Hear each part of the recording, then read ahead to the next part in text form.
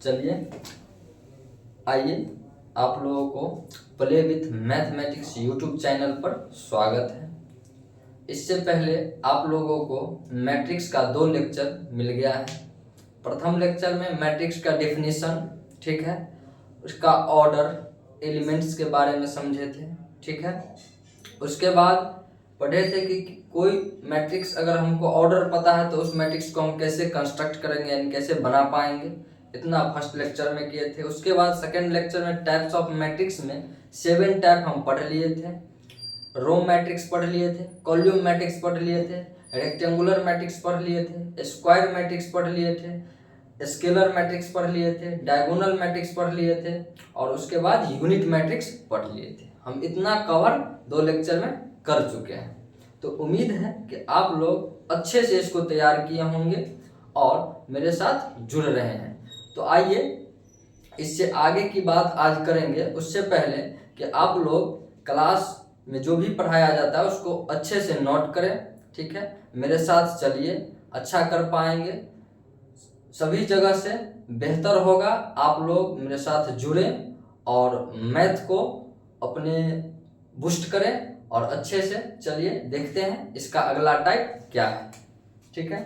देखिए 8 नंबर है type singleton matrix.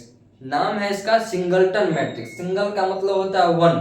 क्या होता है? 1। ऐसा मैट्रिक्स बोला a matrix is said to be singleton if it has only 1 elements. बोल रहा है कोई ऐसा मैट्रिक्स जिसमें एलिमेंट का संख्या 1 हो, यानी कि एलिमेंट एक ही एलिमेंट होना चाहिए। कोई ऐसा मैट्रिक्स जिसमें एलिमेंट 1 होना चाहिए। तो देखिए अगर एग्जाम्पल के लिए मान के चलते हैं कोई मैट्रिक्स 1 2 3 लेते हैं तो इसमें एलिमेंट की संख्या कितना है?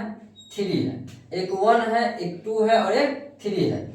इसमें जो भी चीज आएगा उसी को हम एलिमेंट बोलते हैं, ठीक है। तो ये भी एक एलिमेंट है, ये भी एक एलिमेंट है। लेकिन डिफिनीशन बोल रहा है ऐसा मैट्रिक्स बनाइए जिसमें नंबर ऑफ एलिमेंट 1 होना चाहिए, यानी ओनली 1 एलिमेंट होना चाहिए। तो ध्यान से देखिए, अगर हम एग्जाम्पल के लिए लेते हैं 5, मान लिए कि इसमें 5 है। इसका ऑर्डर कोई पूछेगा तो हम बताए हैं ऑर्डर जो फाइंड करते हैं तो रो नंबर ऑफ रो गुना नंबर ऑफ कॉलम। तो इसमें नंबर ऑफ रो कितना है? 1 है तो 1 देंगे। उसके बाद नंबर ऑफ कॉलम भी 1 है तो 1 देंगे। इसका ऑर्डर था। लेकिन इसमें एलिमेंट कितना है? 1। और एलिमेंट कौन सा है? 5 है, यानी कि इसको हम सिंगलटन मैट्रिक्स कह सकते हैं। इसी प्रकार से कोई भी ले सकते हैं जिसमें एक ही एलिमेंट होना चाहिए।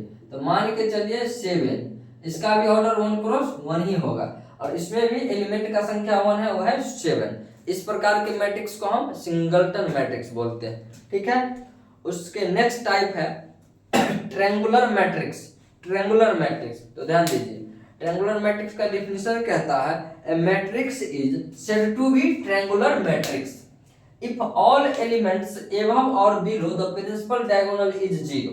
बोल रहा है कि हम ट्रायंगुलर मैट्रिक्स उसी मैट्रिक्स को बोलेंगे जो मेन डायगोनल यानी प्रिंसिपल डायगोनल को छोड़ के प्रिंसिपल डायगोनल के ऊपर का एलिमेंट सारा 0 होना चाहिए, या तो प्रिंसिपल डायगोनल के नीचे का एलिमेंट सारा 0 होना चाहिए। इस प्रकार के मैट्रिक्स को हम ट्रायंगुलर मैट्रिक्स बोलते हैं।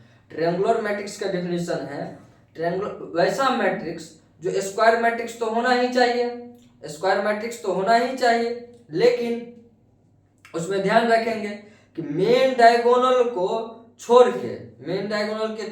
करके उसके ऊपर का सारा एलिमेंट 0 होना चाहिए, या तो मेन डायगोनल से नीचे का।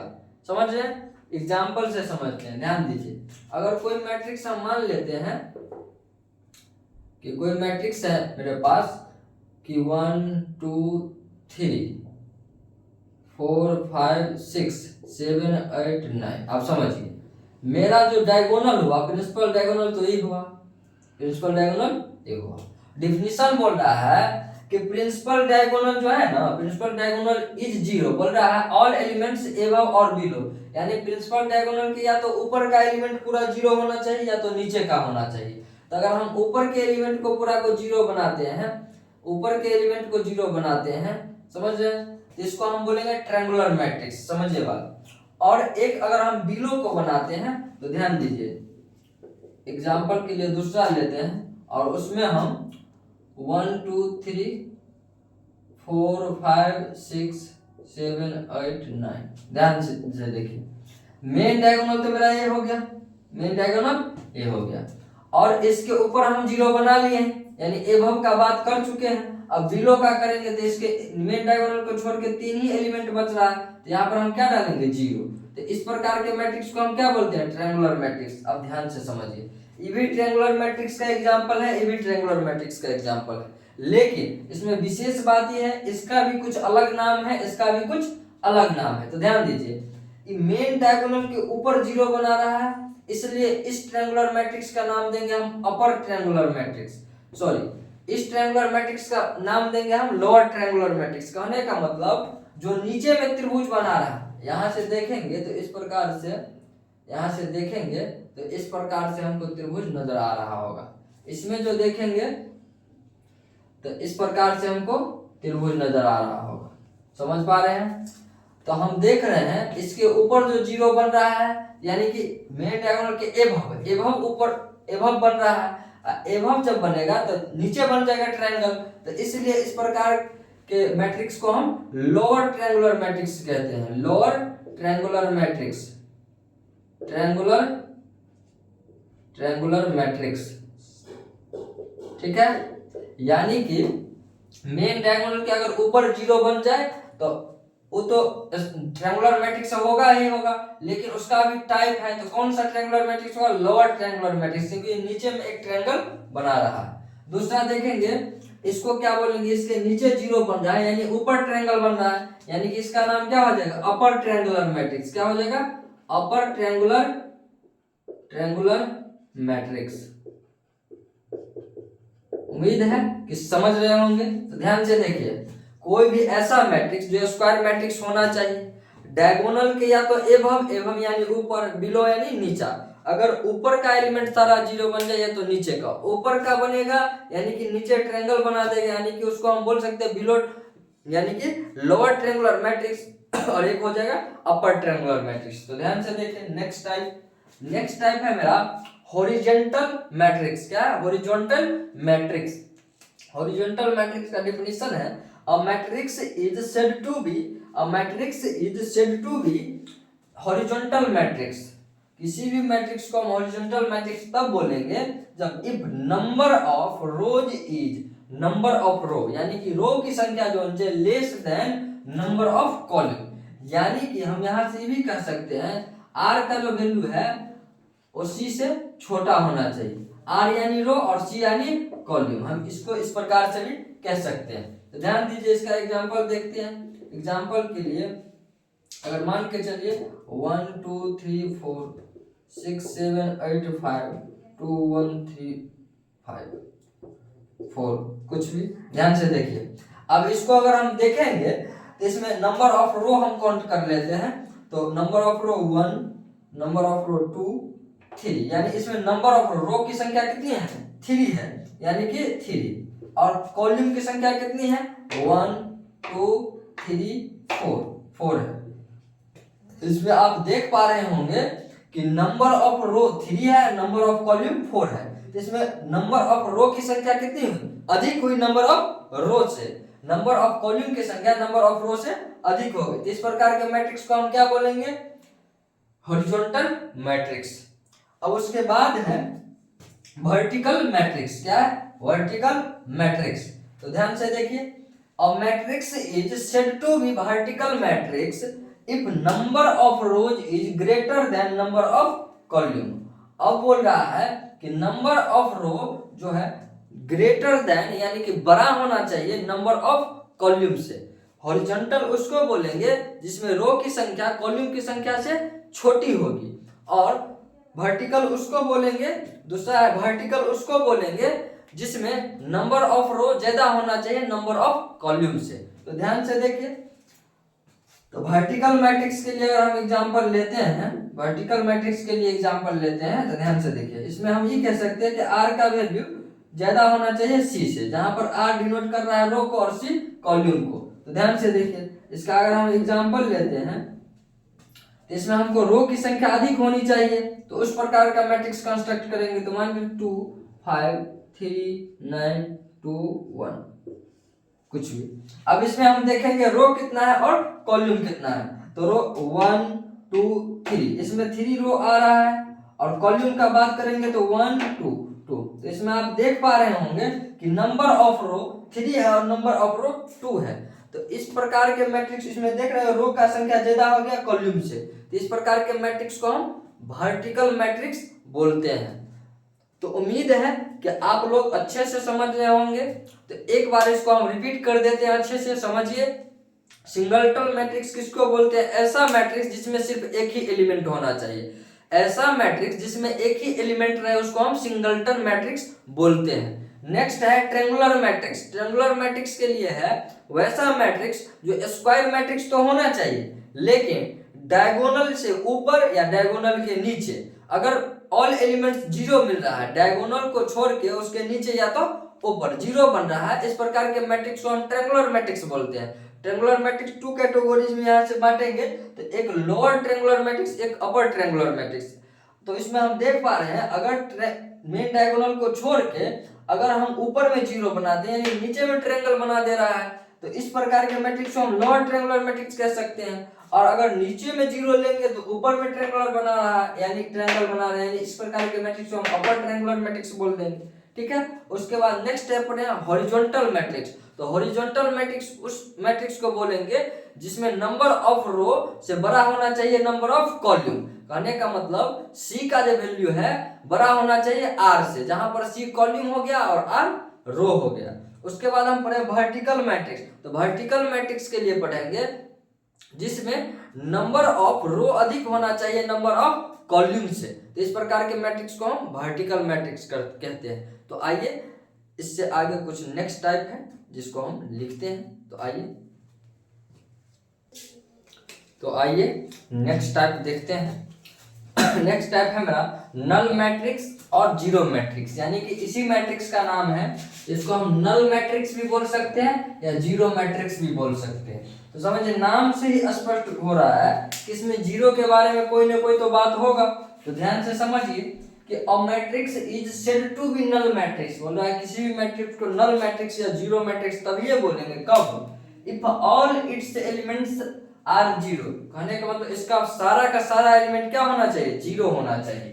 तो और इसको हम denote, it is denoted by O, capital O से इसको हम डिनोट करेंगे। तो समझिए बात को, वैसा मैट्रिक्स जिस मैट्रिक्स का सारा एलिमेंट्स जीरो हो, इस प्रकार के मैट्रिक्स को हम जीरो मैट्रिक्स या नल मैट्रिक्स बोलते हैं और इसे डिनोट कैपिटल ओ से करते हैं। तो समझिए हम समझ लिए हैं कि नल मैट्रिक्स और जीरो मैट्रिक्स, नल मैट्रिक्स या जीरो मैट्रिक्स। नल मैट्रिक्स या जीरो मैट्रिक्स हम उस मैट्रिक्स को बोलेंगे जिस मैट्रिक्स का सारा एलिमेंट जीरो होना चाहिए। एग्जाम्पल के लिए हम समझते हैं, ध्यान से देखिए। एग्जाम्पल हो जाएगा, मान के चलिए 0 0 0 0 दे दें। इसका अगर ऑर्डर कोई पूछेगा तो एक रो दो रो तो दो रो, और कॉलम कोई पूछेगा 1 2 तो 2, इसका ऑर्डर 2 क्रॉस 2 हो जाएगा।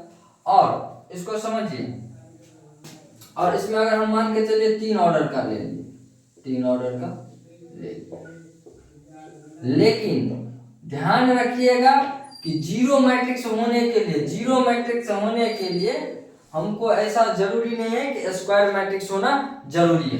ध्यान दिए, ऐसा भी एग्जांपल हो सकता है कि 0 0 0 0 0 0, यानी कि इसमें स्क्वायर मैट्रिक्स होना कंपलसरी नहीं है। ऐसा मैट्रिक्स जिसमें नंबर ऑफ एलिमेंट्स जो भी हो सारा का सारा क्या होना चाहिए? जीरो होना चाहिए, यानी एलिमेंट टोटल जीरो होना चाहिए। इस प्रकार के मैट्रिक्स को हम बोलेंगे जीरो मैट्रिक्स या नल मैट्रिक्स। ठीक है।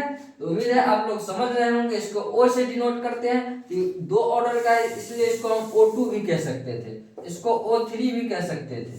ठीक है, कोई दिक्कत? इसको अगर ऑर्डर में देखेंगे तो O2 क्रॉस 2 भी कह सकते थे। इस प्रकार से हम डिनोट कर लेंगे। ठीक है, तो ध्यान दीजिए। नेक्स्ट है मेरा ट्रेस ऑफ अ मैट्रिक्स। बहुत वीवीआई कॉन्सेप्ट है trace of a matrix. Objective के लिए बोल रहा है the sum of all diagonal elements of a square matrix is called trace of a matrix. खत्म कहानी। कहने का मतलब ऐसा मैट्रिक्स होना चाहिए, वो स्क्वायर मैट्रिक्स होना चाहिए, उसके डायगोनल पर जो एलिमेंट होगा सारे एलिमेंट को अगर हम जोड़ देंगे और जो मेरा वैल्यू फाइंड होगा वही ट्रेस ऑफ मैट्रिक्स कहलाएगा। और इसे हम डिनोट करते हैं, it is denoted by small T R A करके या और कैपिटल टी आर ए करके। तो समझिए एग्जाम्पल के लिए हम एक क्वेश्चन ले रहे हैं कि इफ ए इक्वल्स टू 1 3 5 1 3 2 6 9 2। ध्यान से देखिए, तो हम यहाँ पे देख पा रहे हैं कि एक स्क्वायर मैट्रिक्स है। हमको कोई पूछ देगा कि देन फाइंड करिए टी आर ए, या इसी को हम इस प्रकार से भी लिखा जा सकता है टी आर ए। फाइंड करिए, इतना का वैल्यू हमको फाइंड करना। मेरे पास चार ऑप्शन है 7 -6 6 12। ध्यान से समझिए, कॉन्सेप्ट बोल रहा है ट्रेस ऑफ मैट्रिक्स का कि स्क्वायर मैट्रिक्स होना चाहिए कि the sum of all diagonal elements of a square matrix. बोल रहा है is trace of a matrix. बोल रहा है किसी भी स्क्वायर मैट्रिक्स में जो डायगोनल पर एलिमेंट होगा उस सारे को जोड़ देंगे वही मेरा ट्रेस ऑफ अ मैट्रिक्स निकलेगा। तो मेरे पास पता है कि एक ए मैट्रिक्स है जो कि स्क्वायर मैट्रिक्स है, और इसको मेन डायगोनल पर जो भी एलिमेंट आ रहा है इस सारे को हम जोड़ेंगे। यहाँ से हम टी आर ए जब निकालेंगे तो लिखेंगे ना 1 + 3 + 2 = 2, यानी कि 3 1 4 2 6। तो इस प्रकार से मेरा आंसर क्या हो जाएगा 6, यानी ऑप्शन सी सही हो जाएगा। उम्मीद है कि आप लोग अच्छे से समझे होंगे। तो इससे आगे की बात हम अगले लेक्चर में करेंगे। आप लोग इसी प्रकार से मेहनत करिए, मेरे साथ चलिए, मैथ में कुछ अच्छा होगा, कुछ विशेष होगा। तो चलिए मिलते हैं नेक्स्ट वीडियो में, तब तक के लिए धन्यवाद। इसके बाद जो वीडियो आएगा उसमें हम पढ़ेंगे इक्वलिटी ऑफ मैट्रिक्स। क्या पढ़ेंगे? इक्वलिटी ऑफ मैट्रिक्स, यानी दो मैट्रिक्स को हम कब बराबर कह सकते हैं। ठीक है, वहां से जो भी एलिमेंट रहेगा उसका वैल्यू फाइंड कर सकते हैं। उसके बाद वहां पर सीखेंगे एडिशन ऑफ मैट्रिक्स से दो मैट्रिक्स को हम जोड़ेंगे कैसे। ठीक है, उसके बाद सीखेंगे दो मैट्रिक्स को एक मैट्रिक्स से एक मैट्रिक्स को घटाएंगे कैसे। उसके बाद सीखेंगे हम मल्टीप्लिकेशन ऑफ मैट्रिक्स, यानी जब दो मैट्रिक्स हमको पता हो तो उसको हम गुना कैसे करेंगे। तो उम्मीद है कि आप लोग नेक्स्ट लेक्चर का वेट करेंगे, और इससे आगे का कंसेप्ट अभी जो भी था बेसिक था इस चैप्टर का, इसके आगे के बाद से ही सारा क्वेश्चन डील होगा। चाहे आप कोई भी बुक बना लीजिए, NCERT, RS Agarwal, RD Sharma, KC Sinha, जो भी बनाना है बनेगा। पहले इस थ्योरी को कंप्लीट करें और जैसे जैसे हम चल रहे उसके साथ चलिए। आपको जो बुक बनाना है बनाइए, बन जाएगा, और सारे बुक का सोल्यूशन यूट्यूब चैनल पर डाला जाएगा। तो चलिए मिलते हैं नेक्स्ट वीडियो में, तब तक के लिए धन्यवाद।